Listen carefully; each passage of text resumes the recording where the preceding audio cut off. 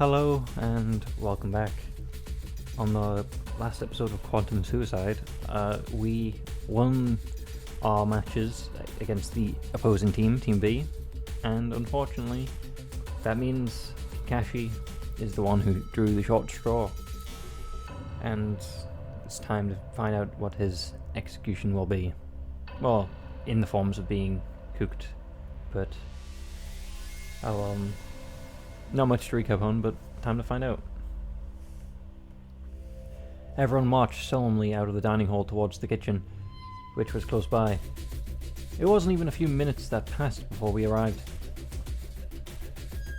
Okay, so what I need is for everyone to stand outside the kitchen. Whatever you do, don't go inside. Stay out here in the hallway. So the whole room's going to be involved. Although everyone looked puzzled, we nonetheless complied, remaining where we were in the hallway. Now, Katashi, if you would, please make your way into the kitchen. Pretty fitting for the space farmer. Am I right, folks? Katashi was entering the kitchen when Shizuka stopped him by tugging on his arm. I'm sorry. Shizuka refused to lift her head, tears streaming down her face, eyes riveted to the floor. Kiddo, I said it's more than okay. Now come on, chin up. We outsmarted the numbers. The numbers girl, I guess. The gamer girl. Katashi lifted her head with his hand under her chin and to make eye contact. What is our motto? What happens when we fail? You die? Pretty much. Katashi let out a humorous laugh. Well, in this instance, yes, but I meant in general. What happens when we fail? You die. Learn. Retry. Succeed. Can't? Well, we can, because this is a game with multiple timelines. Therefore, we can do that. You guys can't. That's right. We learn, we retry, and we succeed. I'm just leaving the learning to you, kid. So make sure to win, okay? Shizuka's tears dried up as she fought back further tears. I'll do it! I'll win this whole thing! Sorry to disappoint you, but pretty sure if there's going to be one winner, it's going to be us. That's the spirit. Katashi patted Shizuka on the head for the last time, then he stepped into the kitchen. Officer Ikari, you have served the Everett well. We thank you for your service. Salute! We also saluted Katashi as the door to the kitchen was sealed off by Dai. About time, people. The kitchen has been locked. The kitchen has been locked down. Temperature control systems will now perform a complete disinfection cycle. So it's going to set everything on fire to burn it away the germs. Disinfection cycle. Oh, how rude of me. Sometimes I forget that you ran away with your coward parents and know very little about the ship. The disinfection cycle is an operation that can occur in any part of the ship.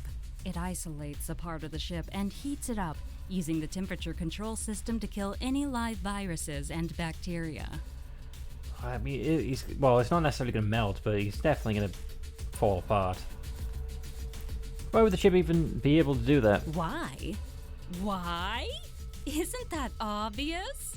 To take away the germs. Let's imagine for a moment that when we found you drifting through space, you were infected with, say, the bubonic plague. If we didn't have a cure on board, we'd need to get rid of that real quick to limit the spread of infection to the rest of the crew. So we'd just quarantine you and your disease and cook you. Just like that, no more disease. Or you, for that matter. True. So that's so. Back me up, Captain. You know the protocol. Wait, really? If I was It sick... isn't personal. I need to protect the crew, and if you had an infectious disease that could transfer to the other crew members... Yeah, no, I understand. It is someone's life in your control, but it is also everyone else's lives in your control. You would just kill me? Enough! Who cares about you hypothetically dying? Katashi actually is, and all you care about is yourself! Yes. True. Because we're talking about the system that's going to kill him. I don't care about what you have to say! Okay, just shut up! She's gonna kill us all. The entire room fell quiet. In my peripheral vision, I could see Di smiling, growing. We stood in silence for almost half an hour. Disinfection cycle in the kitchen complete. Temperature control has returned to normal. I believe what the automated system means is, ding, dinner's ready. So he was in a microwave. The door to the kitchen swung open, and there we saw Katashi.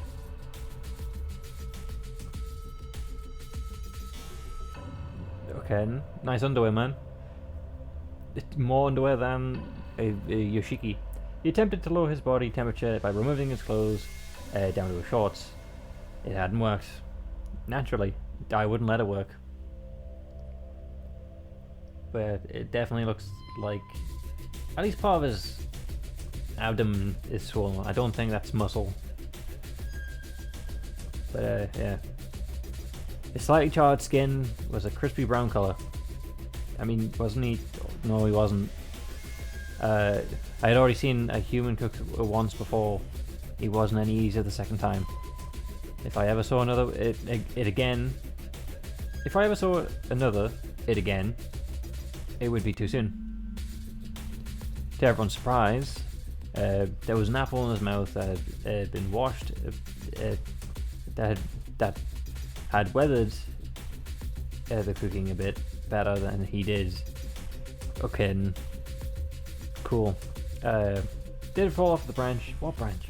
Either way, probably someone put it there, aka someone had to have a physical hand, aka Yoshiki's doll of Dai or I.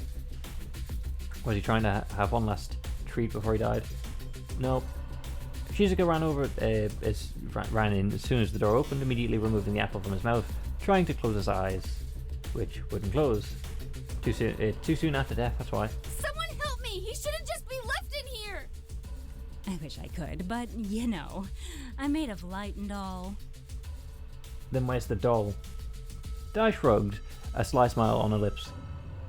Shizuka attempted to move Katashi, but she was so much smaller than he was that his body didn't even budge. Damn it! Shizuka became enraged. She was now flailing while tugging on his arm. Shizuka, perhaps it would be best if you left him to us. We can take care of him. What, like you took care of Katashi here? I think we can all agree that you're not taking care of anyone! That's rude. The captain winced at her words, and the concern in her voice melted away to reveal the stern captain I'd come to know. Shizuka, return to your quarters at once. No! Refusing an order? This is getting interesting. By that point, Shizuka had a tight grip on Katashi's arm. The captain would have none of it. Growing visibly irritated, she approached Shizuka, standing only inches away from her. Shizuka, you are to return to your quarters immediately. This is moments away of turning into a fight. So intense. Shizuka's eyes met with the captain's, and her moment of rebellion passed. Understood. Shizuka let go of Katashi's arm and left the kitchen without looking at anyone on the way out. And here I was hoping the two of you would fight. You're no fun, Captain. Yeah, I thought that was going to happen as well. At least it didn't. But I don't think Shizuka's going to... I think she's going to kill everyone. It's usually someone in these types of games. Oh well, I'm bored now. Well, it's been fun. I will see you all tomorrow for the next round of the Deletion Game. Toodles. Tomorrow? Dai zapped out of the kitchen and left the rest of the crew standing silently. Yoshiki, Nicholas, I trust that you two can move Katashi. Of course. We'll see to it now. Thank you. Beatrix, could you please give me some assistance with Melody today?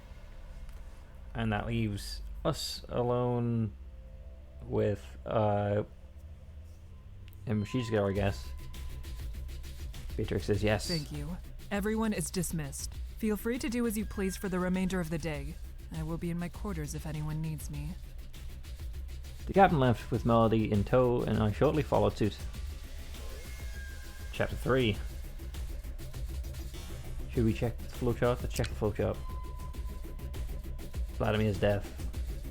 Right, okay, so we have Prologue, Chapter 1, Logi Ship, Sora, alright, because this can mean two deaths. Sora's death, someone else's death.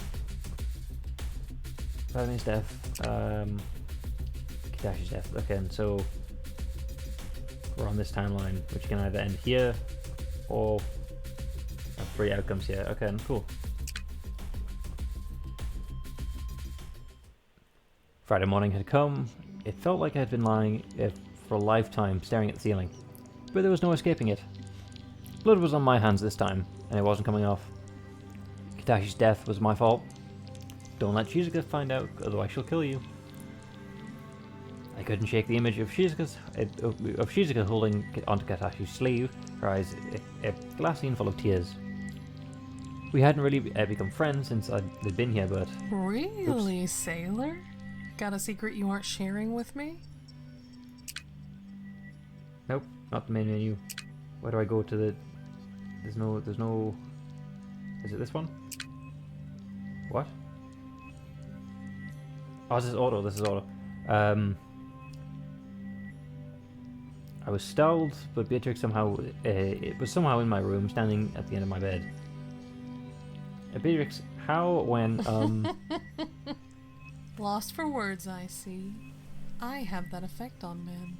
How do we know this isn't Die? Because, as was shown, I has the ability to change characters. Seriously, how are you in here? Better yet, how did you get in without me noticing? Oh, that. Yes, well... Because you are the hologram.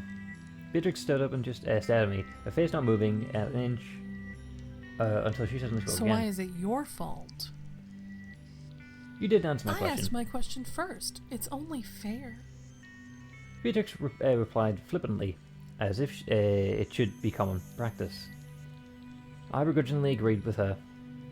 I'm the reason everyone is dying in the first place. Me arriving triggered Die, and I'm the one who spoke with Kitashi and forced the game to begin with. Is that all? I thought maybe you had some new information, or perhaps you were a traitor or something. I mean, why are you suggesting traitor? Well, traitors are usually commonplace as well in these types of games. Still. Beatrix raised her eyebrows in excitement of the idea of a traitor, which quickly stilled when she knew that was not the case. Is that all? My existence is why people are dead, and the others will likely die. I hung my head, fighting the tears I didn't want to shed in front of Beatrix. Ah, I see. You're having a pity party. Well, Sailor, I do not care to partake in this waste of time. I was a little taken aback by her callousness. Beatrix turned her heels as if to leave when she suddenly stopped. What do you want? Well, yes, Beatrix. You have 2 options. 1, stay here and continue to cry over spilt milk. Or 2, get out of bed and follow me. Is this Kitashi's not spilled milk? Beatrix shrugged at that comment nonchalantly and left my room. I think it's probably best to mourn Kitashi a bit, but I am curious about what Beatrix has planned. I'm going to save currently. I'm going to save because this is a choice that I'm interested in. I'm going to follow her this time. I guess sitting here isn't helping anything. Okay, wait up. I'm coming. I jumped out of bed, threw on a t-shirt, and headed down to the hall after Beatrix. Done crying then? No, never. We will always cry. Well, I think it's a bit harsh to compare Kitashi to spilt milk, but I understand the overarching point of the comment. Good. We have work to do. Are you going to put me in front of Melody because you don't want to do it? I'll work. Beatrix stood dead in the hallway and placed her hand next to her ear. Listen. I stood silently and heard nothing. I don't. Beatrix continued standing there listening. Suddenly my stomach rumbled. Oh, sorry, I'm a bit hungry. Bingo, Sailor. That's what we're listening for. Yeah, because we just lost our chef. My stomach? Anyone's really. And now that our chef is gone and cooked himself up a storm, someone needs to feed the crew. So you can say it's our job, okay. And Beatrix smirks at her own joke. Beatrix, he died less than 24 hours ago. What? Too soon? I still don't think you're a real person. Yes. Well, too bad. I know he would have laughed. He probably would have, that's true. I stood in amazement at how easily Beatrix was dealing with this all. I quickly snapped out of it as she started again down the hallway towards the kitchen. When we arrived at the kitchen, I could see she'd clearly already spent some time here before waking me up. How long have you been up? A few hours, give or take. Okay. Wait. Have you A even slept? little. Nicholas was insistent that I sleep, and so I did so, just to appease him. Aren't you There tired? is work to do, sailor. Beauty sleep is reserved for times of peace. You are not the person I believe you to be. Wow, really? I thought you were much more vain than that. Yep. Beatrix shot a glare at me. I thought I was a dead man. My last words wasted. Beatrix suddenly lightened up. Sailor, look at me. I've had a lifetime of beauty sleep. Skipping a few nights won't hurt my gorgeous good looks even in the slightest. Good point, fair enough. Well, argument well made. Guess you're right. You, on the other hand? Sorry I woke you. Ooh, those be fighting words. Hey. Beatrix laughed at her own, laughed at to herself as she stood by the oven. Lightly crackling pan in one hand, a spatula in the other. Be a dear and get that cooling rack, will you? Fair enough. She pointed with a face as she pulled the pan from the oven top. The sweet smell of pancakes soon filled the room as she moved from the pan to the rack. I could feel myself salivating. My stomach suddenly grumbled loudly, even more than before. Sorry. Beatrix patted my stomach with a spatula. Yes, it's coming. Sheesh.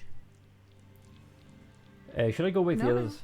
We will simply leave all the breakfast here, and when they are ready, they will help themselves. I feel like... Well, actually, you're interacting an object, so you can't be the hologram in disguise, regardless of I or die. But now I'm worried that the food's poisoned. Then why did you wake me up? Beatrix Well, smirked. If you must know, Were we awake? We were just staring at the ceiling. Yes. I was bored. Fair enough. Guess that means we're entertaining. You wanted my company. Beatrix became suddenly sheepish. No, I didn't. I just wanted to annoy someone, and who better than you? You've got a brother. That's who better. A younger brother.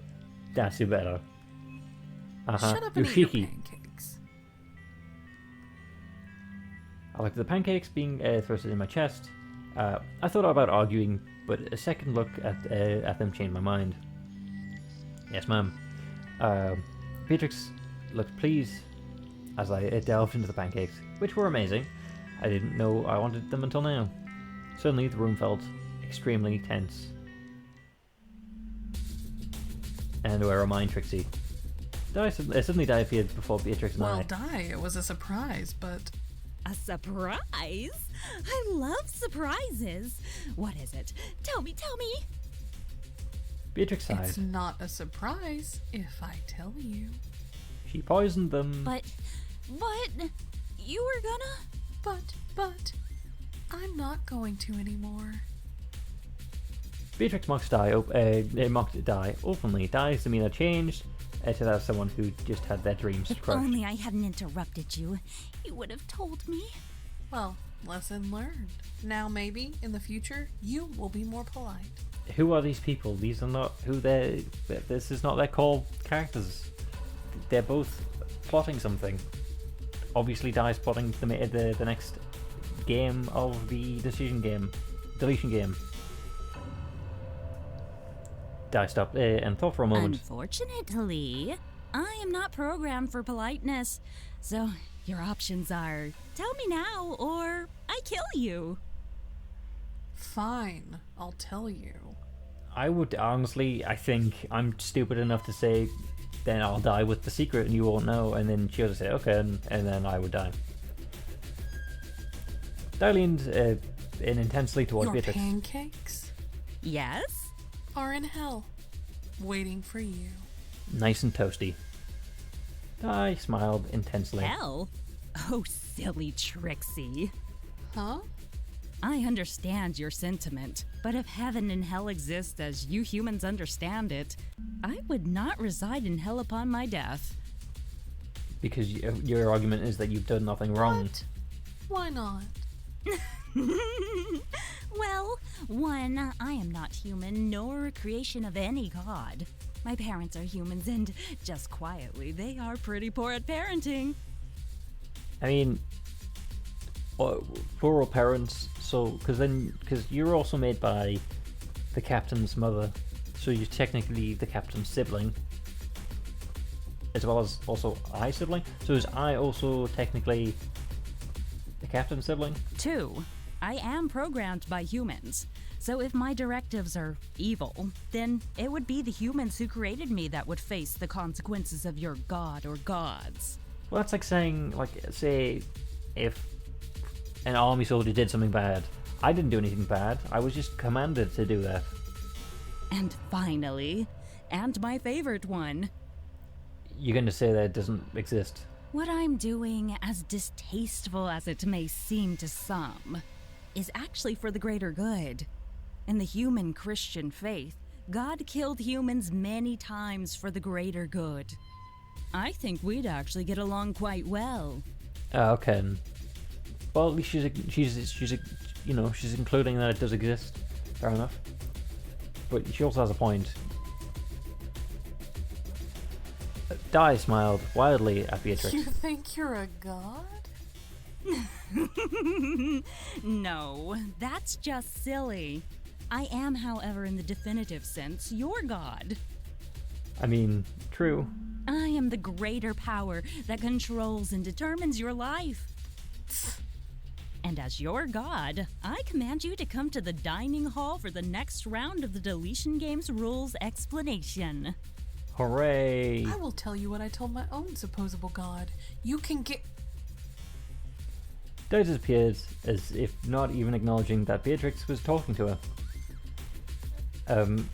I placed what was left of my pancakes down on the counter and headed to the dining hall with Beatrix, whose face was still taut with anger.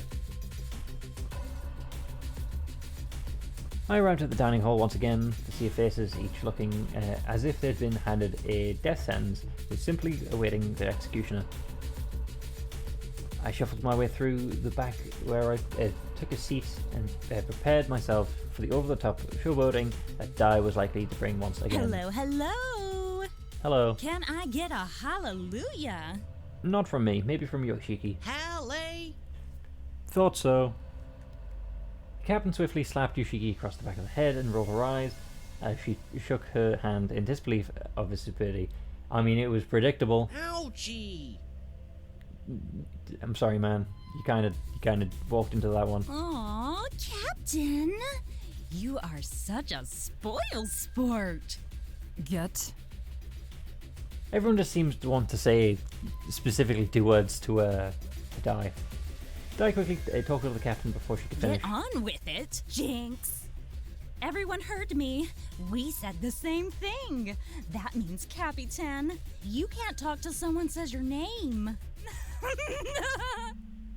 What if she just buys you a soft drink, like a Coke or a Cola or a Pepsi? What are you talking It's an about? old human pastime that if you say the same thing as someone else, the first person of the two who calls Jinx makes the other person unable to talk until someone says their name. And if they do talk before their name is said, we get to punch them. Usually the case, yes. Why would we even do that? Because children are cruel. Because that's the rules. Besides, you weird humans are the ones who made such a game, not me. It's true. Isn't that right, Captain? It's unfortunately not her name. I side glanced at the captain, who sat Captain? silently. The captain stared back intensely at Di, who was now hovering in front of her Are face. you just ignoring me? Or are you playing along? Wait, which is it?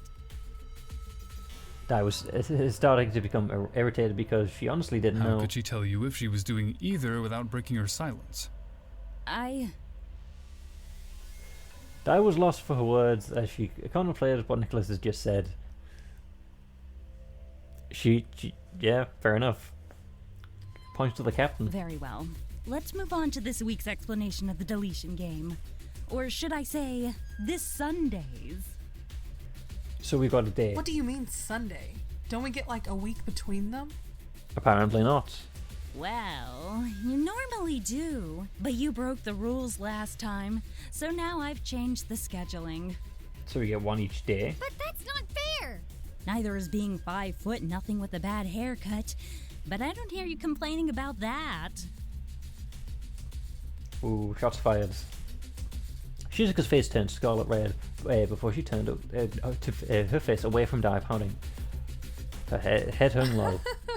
She's got your number, Shizuka. I wouldn't get too excited there, Trixie. You'd be lucky to be 5 foot nothing. At least you'd lose a few pounds. Projection or not? Beatrix didn't even finish her sentence before she leapt over the table and threw a fist through Dai's light projection.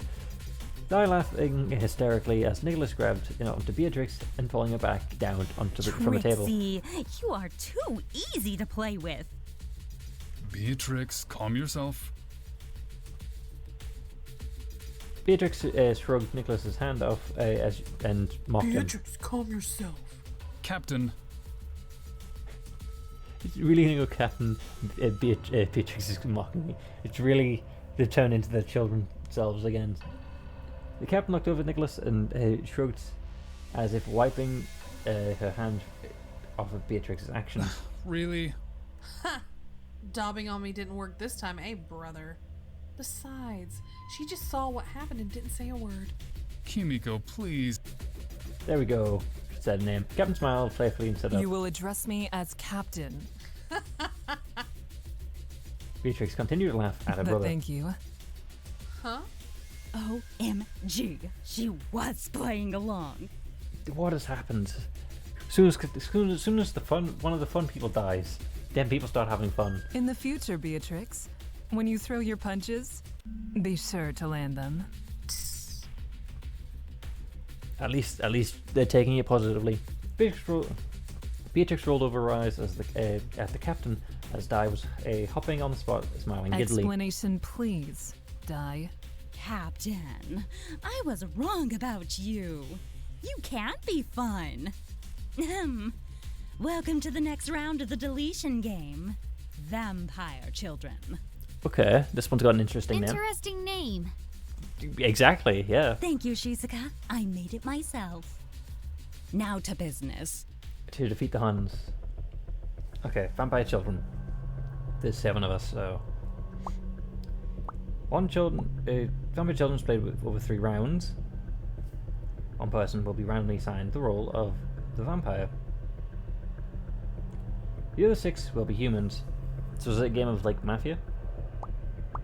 No one will know who the vampire is or and who is a human. During each round, you may breed with one person. You can not breed with the same person twice. When 2 humans breed, 2 babies are created. 2 babies for the human count, 1 point each. If a human and a vampire breed, no babies are born. Rather, the human becomes a vampire unknowingly. The vampire children count is increased by 1. After 3 rounds, more babies exist than vampires. Humans win, and the vampires are executed. And if after 3 rounds more vampires exist than babies, the vampires win. And the human with the least babies is executed. Becoming a vampire. Because being a vampire can be lonely, the original vampire can take a partner in crime. However, if the vampires still lose, both the partner and vampire shall be executed.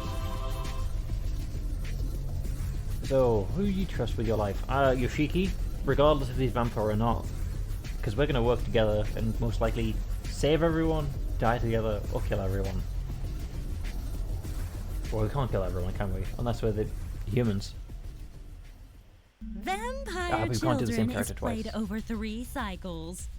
One person will be chosen at random by me and be made the vampire. I'll tell this person in secret, and the 6 other people are humans. No one will know for sure who is a vampire and who is a human, other than themselves. For sure. During each cycle, you have the choice to either mate with another person or not. It's not compulsory, but definitely advisable.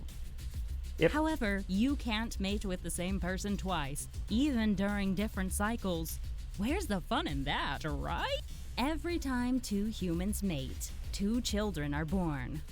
When 1 human and 1 vampire mate, no children are born, but that human becomes a vampire for life, and for point's sake, a vampire child.